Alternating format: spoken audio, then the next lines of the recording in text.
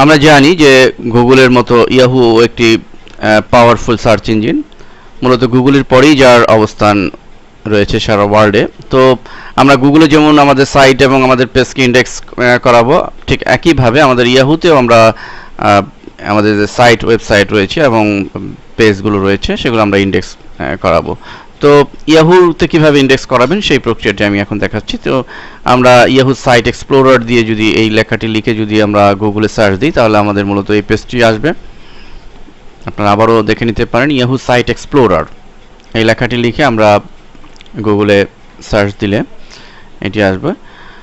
দেন আমরা এমন একটি ইন্টারফেস পাবো, ইয়াহু সাইট এক্সপ্লোরার লোগো সম্বলিত এখানে লেখা রয়েছে। দেখুন আমরা এই অবস্থায় প্রথমে সাইন ইন করে নিব, অর্থাৎ আমাদের ইয়াহুতে আগে একটি অ্যাকাউন্ট থাকতে হবে। তো আমরা সাইন ইন বাটনে ক্লিক করে একটু সাইন ইন করছি। আমরা এই অবস্থায় সাইন ইন বাটনে ক্লিক করে আমরা সাইন ইন করে নিব যথাযথ ইয়াহু আইডি এবং পাসওয়ার্ড দিয়ে। লক্ষ্য করুন আমি একই আইডি দিয়ে আমার যে নিজস্ব ওয়েবসাইট alheraBD.com এই সাইটটি আগেই আমি ইন্ডেক্সিং করেছি, ফলে এখানে সেটি শো করছে। তা আমি যেহেতু নতুন একটি সাইটকে ইন্ডেক্সিং করাবো তাহলে আমরা এখানে সেই সাইটের নামটি দিয়ে দিব। আমি বাঙালি blog.com এই সাইটটি আমি ইন্ডেক্স করাবো। এই সাইটটি লিখে আমি এন্টার দিচ্ছি অ্যাড মাই সাইট লিঙ্কে ক্লিক করার মাধ্যমে, এবং অলরেডি এটি অথেন্টিকেটিং এর জন্য একটি পেজ এসছে। দেখুন যে আমরা গুগলে যেমন ভেরিফিকেশন করেছিলাম ঠিক এখানে এটি অথেন্টিকেশন করতে হবে, এবং অথেন্টিকেশনের প্রক্রিয়াও প্রায় গুগলের ওয়েব মাস্টার টুলের মতোই প্রায়। এখানে রয়েছে by uploading a verified file to adding a meta tag, অথবা আমরা by uploading a verification file গুগলের মতোই আমরা এই কাজটি করব। সো আমরা এই লিঙ্কে ক্লিক করব by uploading a verification file to my site. ফলে আমাদের সামনে এই ডায়ালগ বক্স এসছে এবং এখানে দেখুন ডাউনলোড প্রক্রিয়াটি আগের মতোই। ডাউনলোড দিয়ে এই ফাইলটি আমাদের ডাউনলোড করতে হবে। সেকেন্ড স্টেপে আপলোড দি ভেরিফিকেশন ফাইল সাইটে আপলোড করতে হবে, অ্যান্ড দেন আমরা অথেন্টিকেটিং করব। তো আমরা ডাউনলোড করে নিচ্ছি এই লিঙ্কে ক্লিক করে। আমরা সেভ টু ডিস্ক সিলেক্ট রয়েছে, ওকে বাটনে ক্লিক করছি। অলরেডি ডাউনলোড হয়ে গিয়েছে আমাদের ডেস্কটপে ডাউনলোড, আমরা দেখতে পাচ্ছি ফাইলটি ডেস্কটপে ডাউনলোড হচ্ছে। আপলোড দি ভেরিফিকেশন ফাইল টু ইট সাইট।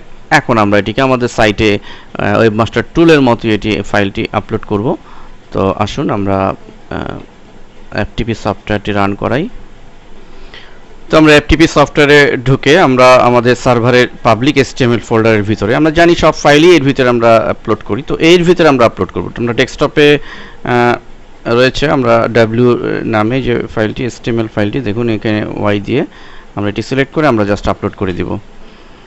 তো আপলোড কমপ্লিট, খুব নিমিষে আপলোড হয়ে যাবে। আমরা পুনরায় সাইট এক্সপ্লোরারে চলে আসবে এবং 2 নম্বর স্টেপ আমরা পার করেছি যে upload the verification file to your site, upload হয়ে গেছে। এবং থার্ড স্টেজে আমরা verify to authenticate, ready to authenticate, আমরা এই লিঙ্কে ক্লিক করব।